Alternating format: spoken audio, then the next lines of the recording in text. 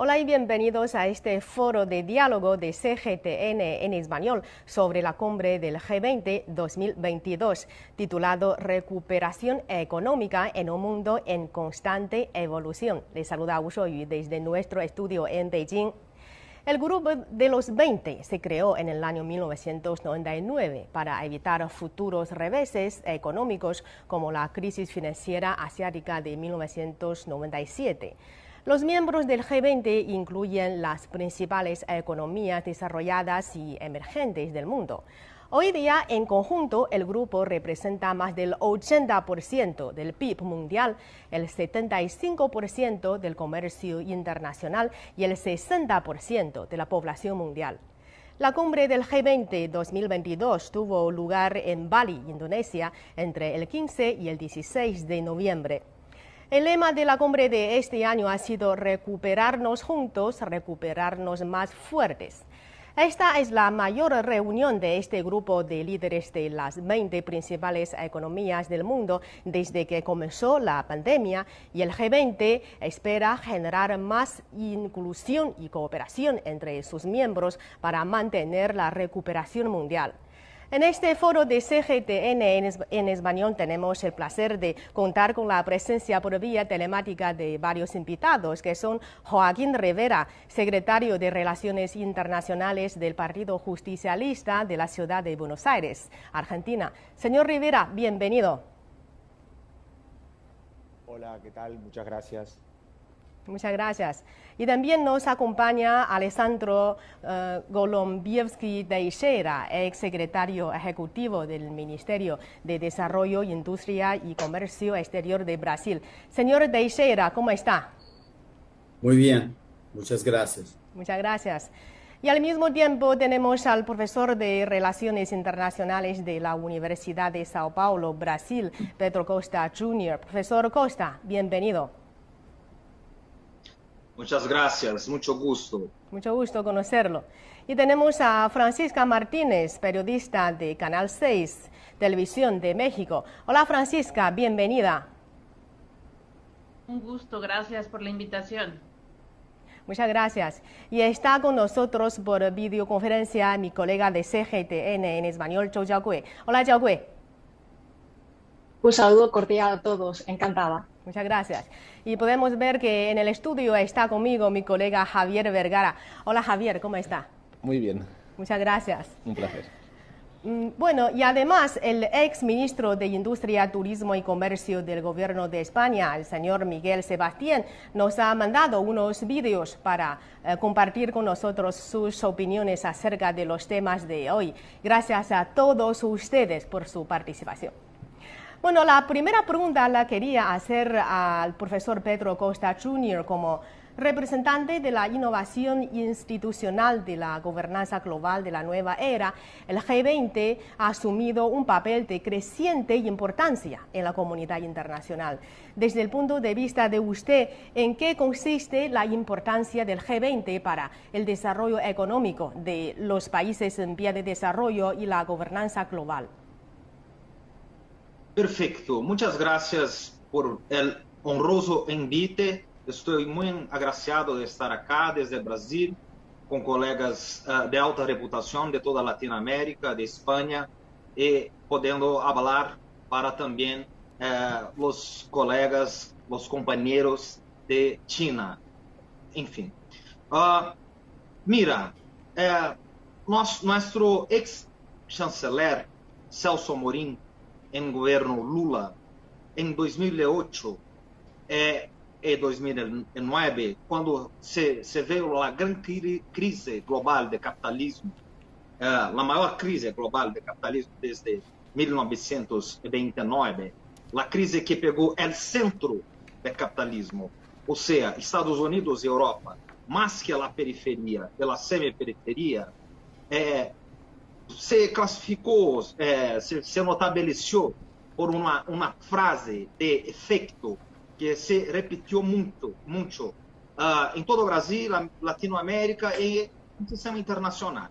Él dice en aquella época, el G7 murió, el G7 está muerto. Na época, G8, ¿sí? Entonces, a partir de ahí, G20 ganó y ha ganado un protagonismo muy fuerte, un protagonismo mayor, protagonismo de gran expresión. El G20, hasta este momento, se reunía solo con ministros de Economía y presidentes de Banco Central. Pero a partir de la crisis de 2008 y 2009, que revela que la orden internacional unipolar construida, arquitetada por el Occidente, por Estados Unidos, pós-Guerra Fria, se había esgotado, ¿sí? G20 es un sinal de que los países del sur global, como Brasil, como China, como India, México, Argentina, Colômbia, enfim, países de Eurasia, de Latinoamérica, de África, de sur global, haviam que se unir para fazer uma nova economia mundo. Este é o centro da discussão. Bueno, para encerrar esta primeira parte, ¿sí? Depois da crise, ainda tuvimos a peste pandêmica, que foi arrasadora, sobretudo no Ocidente, ¿sí? Estados Unidos, o país que mais muertes tuvo, ¿no? Então, tuvimos a crise, a peste e a guerra de OTAN, agora, com Rússia, que é um momento dramático, ¿sí? Então, há que recuperar a dinâmica da economia mundo, há que combater a fome e há que combater as desigualdades sociais.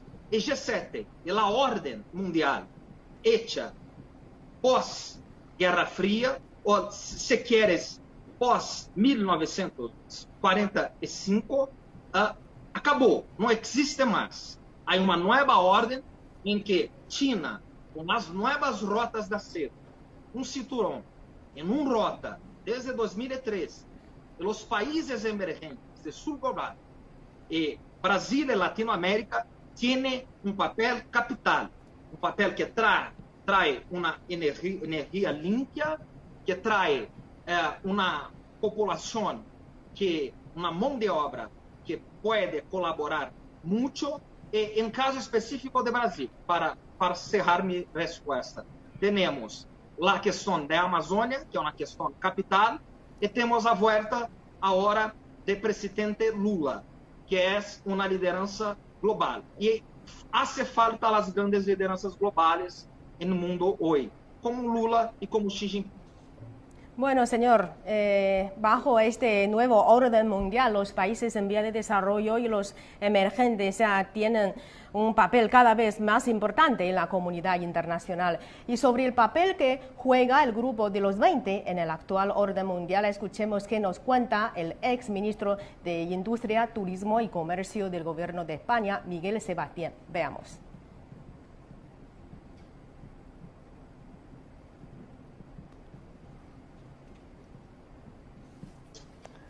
Hola, muchas gracias por la invitación. Es un placer estar con ustedes. El G20 es en realidad el principal foro económico y político mundial. Lo que en su día fue el G7 o el G8 hasta se ve claramente superado por una nueva realidad geopolítica y económica mundial. Fíjese que, tal y como hemos estudiado en Gates Center, en 1960 más del 80% del PIB, del Producto Interior Bruto mundial, estaba en Estados Unidos, Europa Occidental, Japón, Australia y Canadá. Es decir, en lo que llamamos el mundo occidental. Más del 80%. Hoy, en el año 2020, no llega ni a la mitad.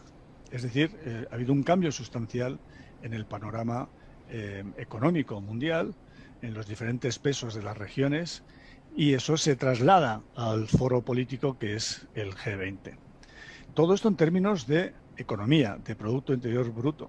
Si lo hacemos en términos de población, los números son mucho más apabullantes. Es que el 60% de la población vive en Asia y casi el 20% de la población vive en África. Es decir, el 80% de la población mundial vive en Asia y en África. Y, por ejemplo, en el llamado mundo occidental vive menos gente, Estados Unidos, toda Europa, y no solo la occidental, Oceanía, Canadá, etcétera, vive menos gente que en África. Y además esto es una tendencia que va a ir a más, porque las tendencias globales sugieren que el peso de los países emergentes va a ser cada vez mayor, y no digamos la población que de verdad está creciendo en el mundo es la población africana, y luego a menor ritmo la asiática y la americana.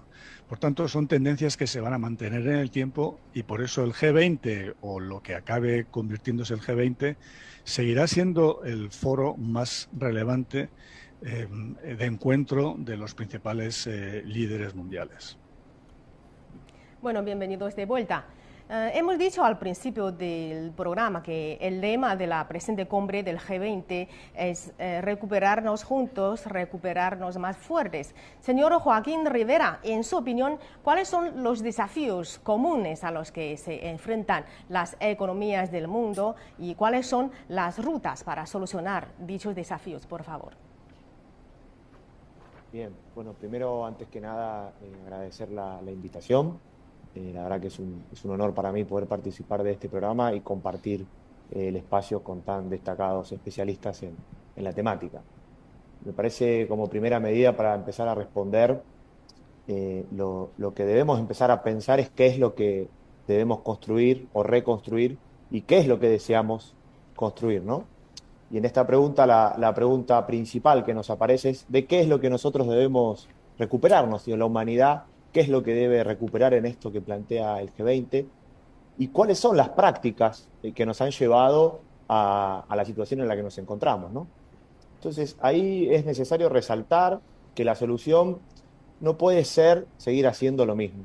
La solución a los problemas que hemos tenido no puede ser seguir sosteniendo el mismo camino por el cual viene transitando la humanidad.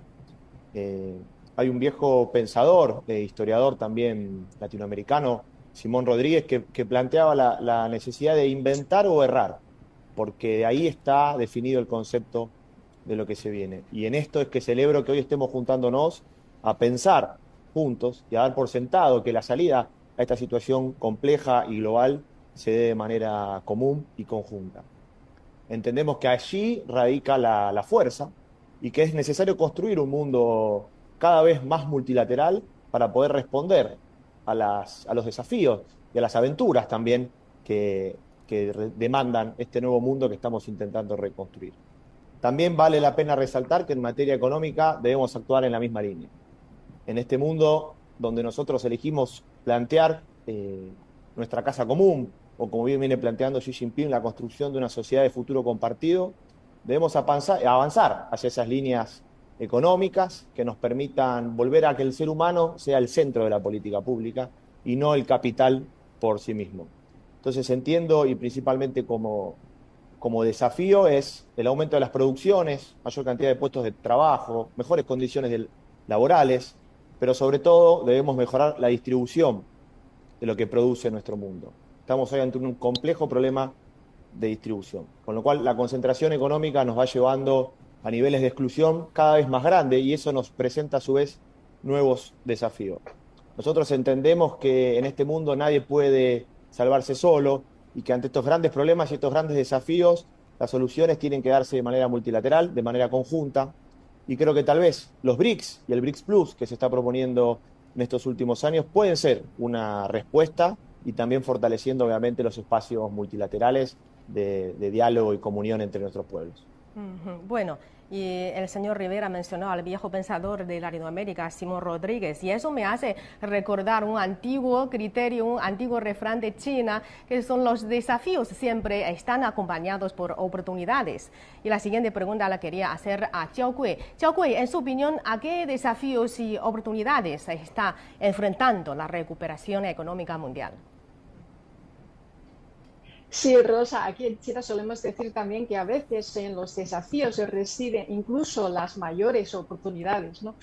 Efectivamente, y como bien señaló el señor Joaquín Rivera, estamos ahora en un momento de muchos problemas en multisectores, ¿no? Y entonces el desarrollo económico global se enfrenta a enormes desafíos debido a por ejemplo, la prolongada propagación de la pandemia, así como múltiples crisis en los ámbitos como el alimentario y energético, ¿no?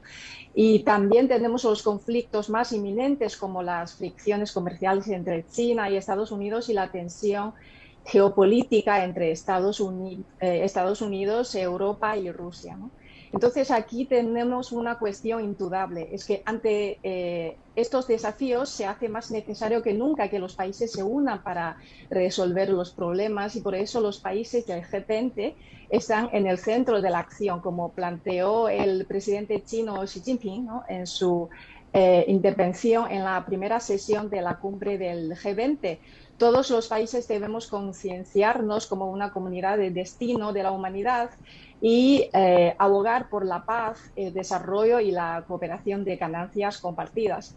Creo que son estos valores y criterios que podrán convertir los desafíos comunes que hemos venido señalando en grandes oportunidades y beneficios tangibles.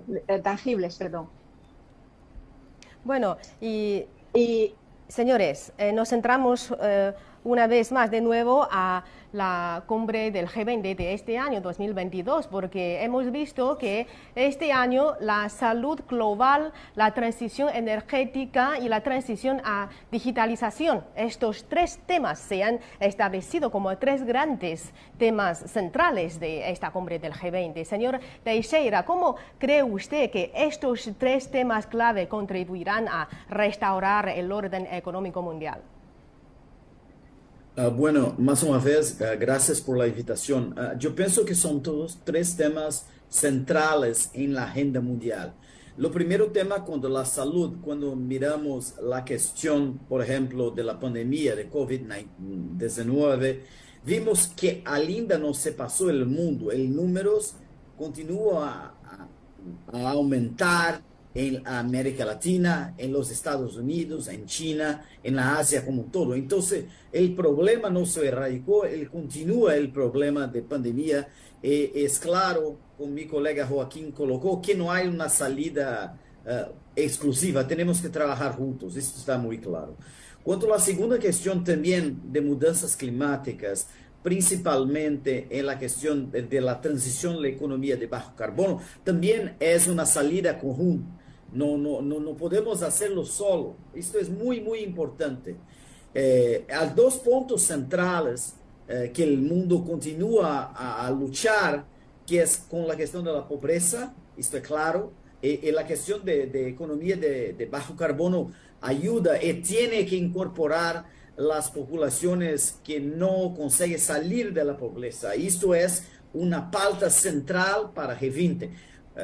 En la próxima cumbre de G20 será presidida por India y después por lo Brasil. Entonces, es importante que estas cuestiones van a dar en G20 en las próximas reuniones, porque la transición de la economía para economía verde y la cuestión de digitalización y utilización de tecnologías inclusivas son fundamentales para una orden multipolar o multiglobal. No tenemos como crear cada vez más un mundo que haya apartado de las naciones más ricas como las pobres. Esto es un problema mundial, no es un problema de un país, de una región del mundo.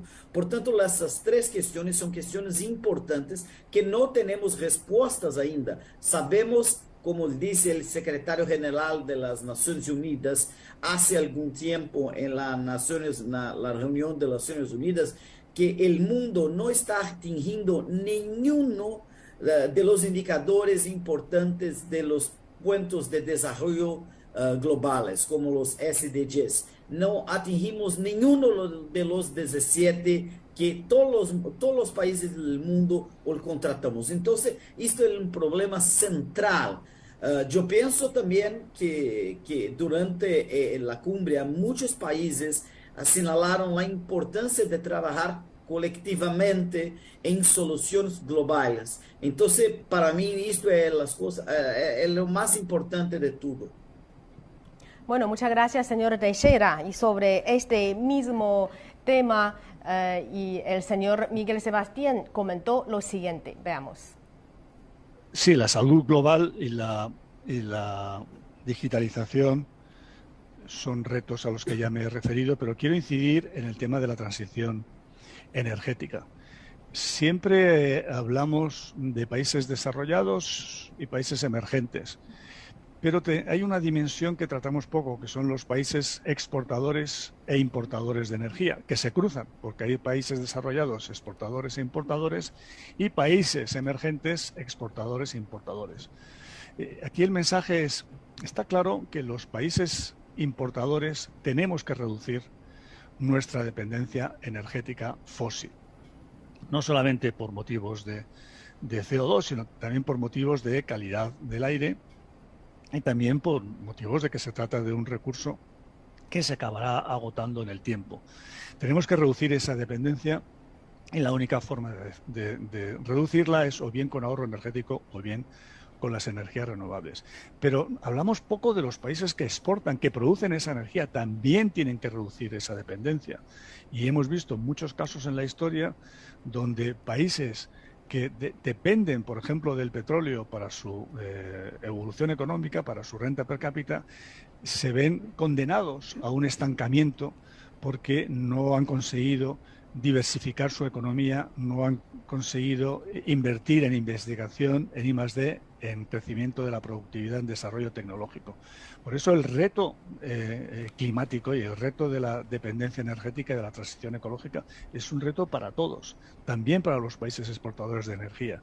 Y creo que como muchos de ellos están representados en el G20, creo que también ahí es un buen foro de encuentro para contrastar lo que tienen que hacer no solamente los países consumidores, sino también los países productores de energía fósil.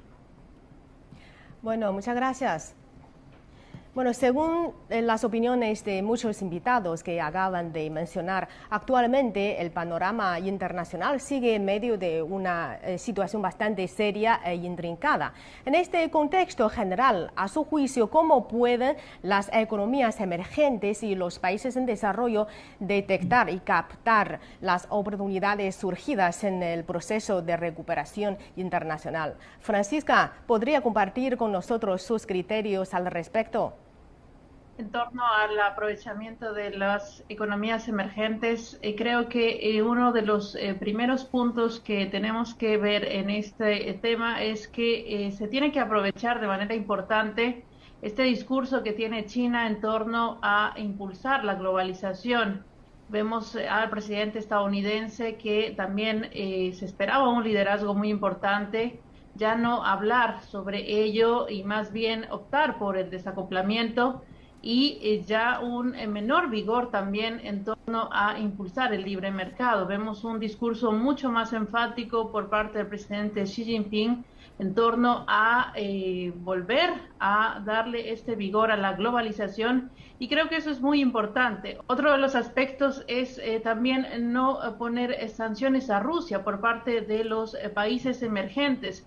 Vemos cómo la Unión Europea está resintiendo precisamente el establecimiento de estas sanciones y cómo se ha traducido en afectaciones severas a la población en el tema de la seguridad energética, y eso realmente nos muestra cómo es que los países emergentes podemos no sumarnos a esta ola de sanciones que en primer lugar nos afectan a nosotros y más bien buscar mejorar las relaciones de cooperación con ese país en aras precisamente de esta globalización cada vez más urgente con miras a la reactivación económica. Estos dos aspectos me parecen cruciales para que los países emergentes puedan aprovechar el entorno complejo que se tiene en términos geopolíticos, pero también contribuyan a la recuperación económica que ha sido todavía más severa para nuestras economías.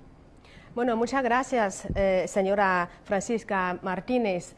La señora tiene, por personales razones, tiene otra agenda y tiene que irse con anticipación. A continuación, despedimos de ella. Muchas gracias por su participación.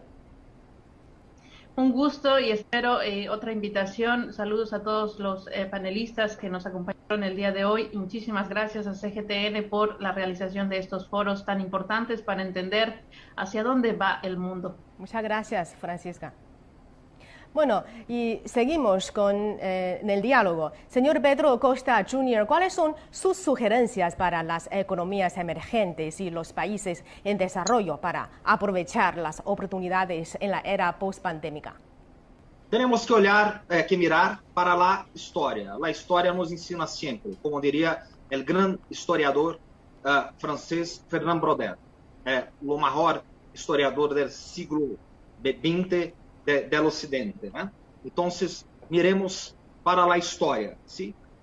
Lo que vimos en la historia reciente, la orden unipolar y liberal, la contrarrevolución liberal conducida por el mundo anglo-saxón, Estados Unidos, Inglaterra, del años 70 para acá, e sobretudo depois da Guerra Fria, sim, com a vitória dos Estados Unidos em anos 90 e o consenso de Washington, nos trouxe a mundo que é o mundo desenhado por Reset, em grande medida, que é um mundo de baixo crescimento.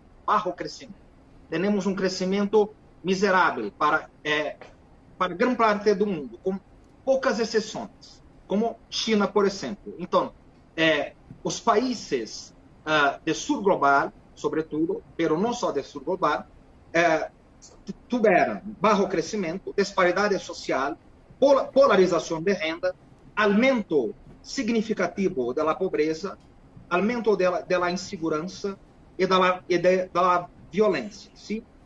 Então, temos que mirar para o exemplo que deu certo, que foi bem sucedido. Estamos falando de quem? Estamos falando de China. China, em los últimos 40 anos, 4 décadas, ha retirado 800 milhões de pessoas da pobreza. Isto é o maior dado que há desde a Revolução Industrial. 800 milhões de pessoas da pobreza. Então, é modelo, ¿sí? Me parece que temos modelo a ser visto, pero os países têm que encontrar seu próprio caminho. A periferia, a semiperiferia do sistema, o sul global, tem que ter sua própria agenda e mirar para os modelos que foram bem sucedidos nos últimos anos. Então, para fechar, como disse Giovanni Arrighi, pensador ítalo-americano, em seu livro Adam Smith em Pequim, não vivimos mais em consenso de Washington, vivimos agora em consenso de Pequim. Então, eu propongo 5 pontos rapidamente para o crescimento do mundo em desenvolvimento. Primeiro, temos que ter crescimento econômico, que não há mais, se não crescemos desde o consenso de Washington. Segundo, emprego qualificado, as pessoas precisam de emprego, pero não qualquer tipo de emprego qualificado. E por isso as parcerias multilaterais, como com China e outros países eurasiáticos, são fundamentais. Terceiro, como disse meu colega Teixeira, companheiro Teixeira, temos que erradicar a fome, a hambre. A hambre em Latinoamérica, em África, não pode ser tolerável em siglo XXI. Quarto, a renovação das energia limpa, ambiental. Brasil tem uma contribuição fundamental para isso. E quinto, a integração regional de mundo policêntrico e multilateral, que já é a realidade de hoje. Muchas gracias. Bueno, el señor Pedro Costa ha mencionado que en las últimas 4 décadas China ha logrado un gran éxito en su lucha contra la pobreza y cada país tiene que explorar su propio camino de desarrollo. Y hemos visto que China ha formulado una serie de planes y propuestas propios respecto a la cuestión fundamental de la gobernanza global, tales como la iniciativa para el desarrollo global, la iniciativa para la seguridad global, la promoción de paz y desarrollo desarrollo mundiales, así como el fomento de la construcción de una comunidad de destino compartido de toda la humanidad. Javier, ¿cómo valora usted, cómo valora e interpreta usted estos planes chinos? Sí, yo creo que es destacable, ¿no?, desde el punto de vista de la propuesta que realiza China para mejorar la gobernanza mundial. Creo que son propuestas muy acertadas que se diferencian de lo que se ha venido realizando en los últimos años cuando, como han comentado el resto de participantes en el foro, el peso o la importancia de la economía o de la toma de decisiones a nivel internacional recaía en un número reducido de potencias que no han permitido que se solucionen problemas como las desigualdades, como el desarrollo inclusivo, y creo que eso es lo más destacado de las propuestas que realiza China, esta inclusividad, el equilibrio, la búsqueda del beneficio compartido, de que solo trabajando juntos rumbo a esa comunidad de destino compartido de la humanidad podemos realmente lograr un desarrollo equitativo, equilibrado entre todas las potencias. Yo destacaría en ese aspecto, dentro de las propuestas de China, como bien ha señalado, esta iniciativa para el desarrollo global presentada por el presidente de China, Xi Jinping, ante la Asamblea General de la ONU, una iniciativa que podríamos resumir en esta propuesta de realizar un desarrollo inclusivo, de no dejar a ninguna economía atrás. Creo que es muy importante este aspecto que realiza Xi Jinping, esta propuesta de iniciativa para el desarrollo global. Fue un intento de poner en un punto destacado la necesidad de crear un crecimiento, como han señalado el resto de participantes, un crecimiento económico robusto, ecológico, equilibrado. Creo que son los elementos principales de esta propuesta que realiza China. También la necesidad de coordinar las políticas macroeconómicas, algo en lo que el foro del G20 puede jugar un papel también muy importante en este plano teórico, que es el de la necesidad de coordinar políticas que luego en la práctica parece que cuesta un poco más poner en marcha. Creo que es muy importante hacer hincapié una vez más en la necesidad de coordinar las políticas a nivel internacional, lograr también, como han comentado también los participantes del foro, lograr la aceleración de los objetivos de desarrollo sostenible. Esa Agenda de 2030 es algo por lo que China también hace siempre, pone en un punto destacado dentro de sus políticas comerciales y a todos los niveles. Creo que es muy importante la apuesta que hace China en estas iniciativas, en la apuesta por la innovación, por la armonía entre los seres humanos y la naturaleza. En definitiva, una lucha también, como han comentado, por mitigar la pobreza, teniendo en cuenta también las necesidades y los objetivos fijados por la Agenda de la ONU. Creo que es muy importante esta apuesta que hace China por dar sus propuestas que puedan ser y que puedan valer también para el desarrollo a nivel internacional. Bueno, creo que todos estos hechos han mostrado que China es un país responsable ante la comunidad internacional. Y la siguiente pregunta la quería hacer al señor Joaquín Rivera. ¿Qué opina usted acerca de la responsabilidad que resume China en la comunidad internacional con sus propuestas para la recuperación económica mundial?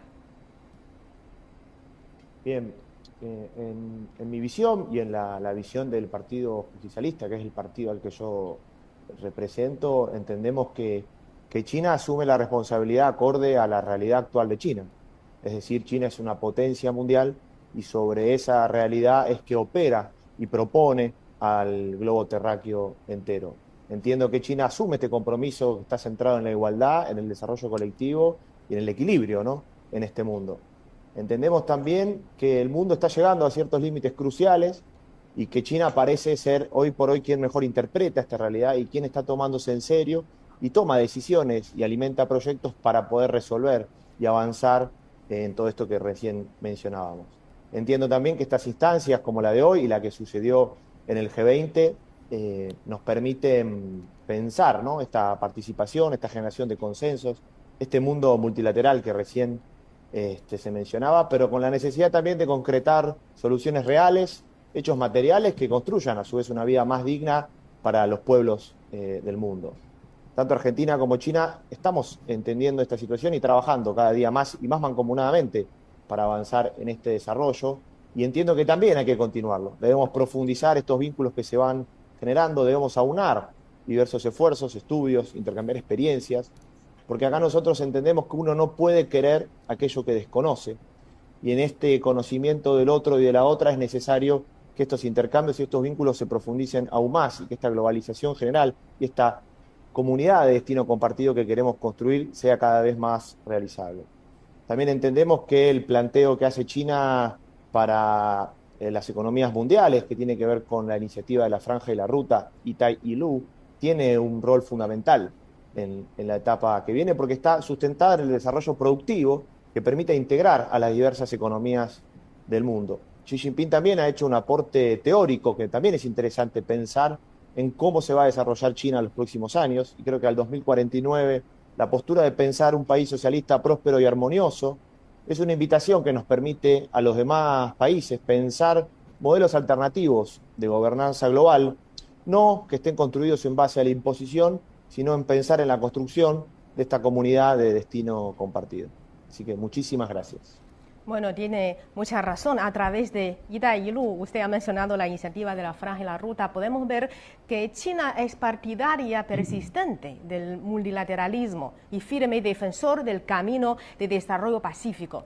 Este año coincide justamente con el 50º aniversario de relaciones diplomáticas de China con México y Argentina, y el año que viene se cumplirán también 50 años de lazos diplomáticos entre China y España. A lo largo de tantos años, China y los países hispanohablantes han promovido de la mano el desarrollo compartido y han profundizado incesantemente la cooperación en pos del beneficio mutuo. Señor Alessandro Teixeira, ¿podría describirnos la actualidad y los logros de la cooperación económica y comercial de su país, Brasil, con China? Gracias por la pregunta. Yo pienso que las relaciones económicas entre Brasil y China se construído ao longo do tempo, mientras tuvimos un revés reciente en el último gobierno de Brasil, porque el presidente Jair Bolsonaro tenía una predisposición para una relación más predominante con los Estados Unidos que China. Entonces, en los últimos 4 o 5 años, la relación entre Brasil y China no desarrolló en la forma que esperamos. Ahora, con la elección del presidente Lula, entendíamos que la relación entre Brasil y China es una relación estratégica. ¿En qué nivel?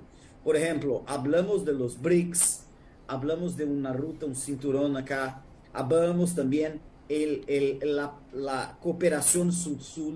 El Brasil y China son dos grandes países que pueden aumentar la voz de los países en desarrollo, porque tenemos una agenda importante de cooperación sur-sur, donde China y Brasil tienen papeles centrales. Los otros países también, mas por ser dos grandes países que tienen una agenda muy similar de desarrollo, de eliminación de pobreza, de mitigación climáticas, son importantes. Yo pienso que China tiene un papel fundamental, no solamente con Brasil, mas en Latinoamérica. China hoy es la principal parcera comercial de más de 140 países del mundo, entonces eso es importante. Mas con Brasil tenemos una agenda muy próspera. Tenemos una área de cooperación en la parte de energías renovables, tenemos una importante cooperación en la área cultural y universidad, tenemos una cooperación importante a hacer en la área de innovación, tecnologías digitales. Por tanto, el trabajo que tenemos que hacer entre Brasil y China es muy largo. Tenemos una importante cooperación en una visión del mundo similar. Entonces, esto es muy importante para nosotros. Esperamos que en 1 de enero, cuando el presidente Lula tomar posse, podemos decir, renovar las expectativas entre las relaciones entre Brasil y China. Bueno, muchísimas gracias, señor Teixeira. Y por la limitación del tiempo, tenemos que despedirnos de este foro de diálogo de CGTN en español sobre la cumbre del G20 2022. Muchas gracias a todos ustedes por compartir estas valiosas opiniones y comentarios con nosotros. Gracias. Gracias. Gracias, chao. Gracias. Muchas gracias. La recuperación económica mundial todavía tiene un largo camino por recorrer, pero un camino lleno de brillantez. Así terminamos este programa, queridos televidentes. Muchas gracias por sintonizarnos. Hasta la próxima.